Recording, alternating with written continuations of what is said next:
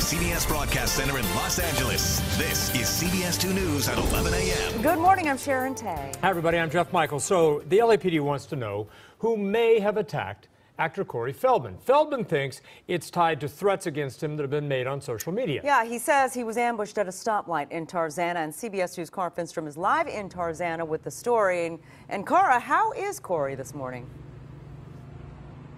Well, police say Feldman is okay. They say he was treated and released from the hospital. Now they're looking into what exactly happened at the intersection behind us here, whether this may have been a case of road rage or something else. Let's get to some video of the childhood star of what he posted on Twitter overnight. Take a look at these photos. He says he was attacked by someone trying to kill him.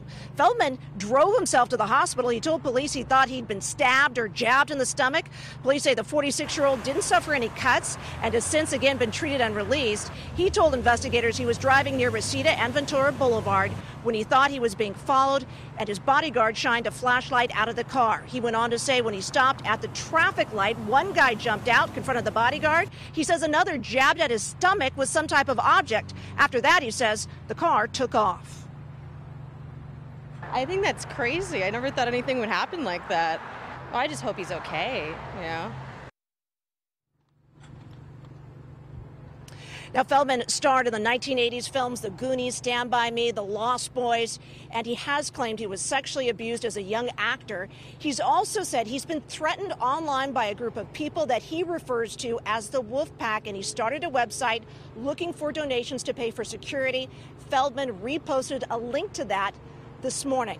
Again, the LAPD says it is investigating Feldman's claims at this point. Jeff and Sharon, we can tell you that TMZ has also posted that a law enforcement source tells them they did see a mark of some sort on his stomach and the abdomen area, and that he told them initially he feared he had been stabbed with a syringe. Cara Finstrom reporting live. Thank you. We have new details about a shooting in Irvine late last night. A man was shot and wounded by police. CBS 2's Candace Crone is live at the Irvine Police Headquarters with that story. Candace? Yeah, Irvine police just identified the man shot as 24-year-old Kenneth Yamashita Magaro of Orange County. We've learned that he's wanted on there are warrants for drug-related crimes, and he's on probation. Now, authorities just told us that they did not find a gun or any weapon at the scene. Let's go to some video from the shooting. You can see paramedics load the suspect onto an ambulance after he was shot by Anaheim police. This morning, he is in critical condition. Now, this all started around 10 o'clock last night after Anaheim police, a helicopter, noticed a Nissan Altima on the 405 driving at a very high rate of speed, upwards of 100 miles an hour. Well, police say Magaro crashed near Jamboree before officers could get there. He then took off running. Well, police found him near Von Carmen and Quartz, and that's where Anaheim police shot Magaro. Now, we don't know what led up to the shooting or why. Irvine police is doing the investigation. We just spoke to their PIO, who shared why she couldn't give us many details. There's an ongoing investigation, so this is very early in the process. It's just happened last night. So any investigation that's taking place by the district attorney or by the Irvine PD, there's a lot more work to be done. There are interviews still to be conducted, so that's where we're at right now.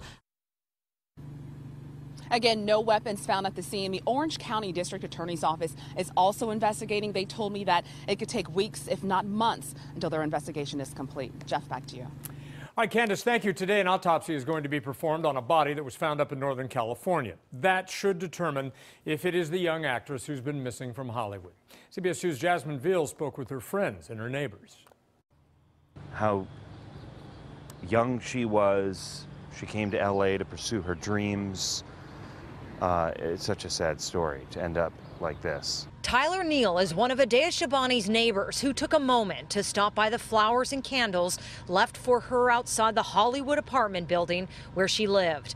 It was an emotional night for her friends when news broke that LAPD detectives found what's believed to be her body in a remote wildlife area northeast of Sacramento. The 25-year-old aspiring actress and model was reported missing late last month. I remember seeing her outside. I live right in the next building over, and then I saw signs out for missing persons. Detectives released this elevator security video in Shabani's apartment that shows her leaving with her boyfriend Christopher Spots on a road trip to Northern California to see his dad February 23rd. One of her next door neighbors told me that he heard the couple arguing very loudly just a few days before they left on that trip, and that Shabani mentioned feeling betrayed. Detectives say Spots told them they got into an argument during that trip and he dropped her off in Santa Clarita. But investigators believe he instead killed and buried her a day later, where her suspected remains were found. Last week, Spots shot and killed himself at the end of a police chase in Riverside County. I couldn't understand how Chris is involved in this. Brian Riggle went to acting school with Spots and Shabani, but did not know they were in a relationship. He said Spots had another girlfriend who detectives are now questioning as his fiancée. We've had so many great conversations, and he's one of the most positive, nice guys that, I've ever known. In Hollywood, Jasmine Veal, CBS 2 News. A horrifying arrest in Orange County. Police say a man tried to pay to have sex with a 4-year-old child. Nicholas Castillo was arrested today at a home on Woodley Avenue in Anaheim. Now, that's where police say he lives with his fiancée and possibly 2 kids. Investigators say Castillo offered a detective who posed as a mother $700 to spend time with her child. They also searched his parents' house on Paseo de Toronto in Yorba Linda. There they found computers and possible pornography. Stormy Daniels' lawyer wants President Trump to testify under oath. He's filed a motion in a Los Angeles court to depose Mr. Trump about hush money paid to the adult film star. CBS 2's Sandra Mitchell joins us now to break it all down for us. Sandy? Well, what did the president know? And that's what a lot of people want to figure out, right? This all centers around an agreement that Daniels signed to keep her quiet about an alleged sexual encounter with the president. Her lawyer wants to know if Mr. Trump knew about the agreement and if he approved it. Stormy Daniels' lawyer is trying to force President Trump to answer questions under oath. We want to know the truth about what the president knew, when he knew it, and what he did about it. Just a few hours after he filed a motion, Daniels' attorney was on CBS this morning. He wants a deposition of Mr. Trump and his personal attorney, Michael Cohen. The lawyer wants to know if the president had a role in the $130,000 payment from Cohen to Stormy Daniels. That payment was made 11 days before the presidential election. When we get to the bottom of this, we're going to prove to the American people that they have been told a bucket of lies. Daniels claims she and Mr. Trump had a one-time sexual encounter back in 2006. And you had sex with him? Yes.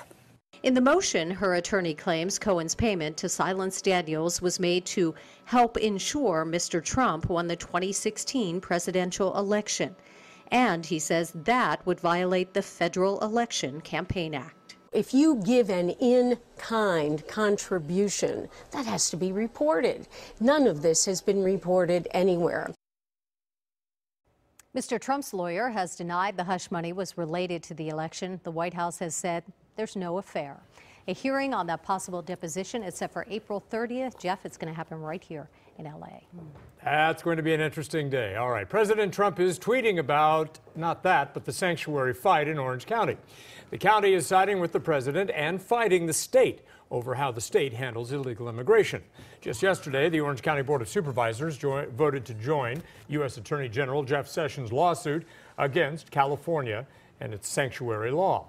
Under that law, local authorities are not allowed to cooperate with federal agents in the deportation of undocumented immigrants.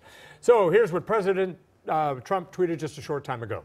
My administration stands in solidarity with the brave citizens in Orange County, defending their rights against California's illegal and unconstitutional sanctuary policies. California's sanctuary laws release known dangerous criminals into communities across the state. All citizens have the right to be protected by federal law and strong borders. All right, have you had a chance to step outside? Mm-hmm. Yeah. It is gorgeous outside, nice and warm. Yeah, right, Danielle? Sharon and I were just admiring the live shot of Santa Monica and kind of wishing we were out there. It is such a pretty day. And all the surfers just gorgeous out there. I know, lots of people out there. So I know it's spring break for many of you. I'm sure a lot of people visiting on spring break, and the weather is just lovely. 70 degrees downtown right now. Taking a look at the big map, you'll see temperatures in the upper 60s, low 70s. So for the inland areas, the valleys, you'll be into the 80s this afternoon. We'll stay warm into tomorrow, into Friday as well. Above average temperatures downtown expected in the upper 70s, but then we'll cool things down as we head into your weekend. We'll stay above average, though. Your extended forecast coming up. Sharon. All right, Facebook is changing its privacy settings after the massive data scandal. What you need to know to keep your personal information safe. Then, do you have your jackpot dreams ready? The Mega Million prize is growing. I'm Craig Herrera. We are outside of the Retired Numbers Plaza at Dodger Stadium. People have been trickling in, picking up their tickets. People are excited about the big game despite last night's setback with the sewage bill. We'll bring you an update coming up. Already following CBS LA on Facebook? Follow these steps to make sure you continue to see our stories on your news feed. First, click on the triangle pointer in the top right corner of your Facebook page. Select News Feed Preferences. Then click Prioritize Who to See First and select CBS LA.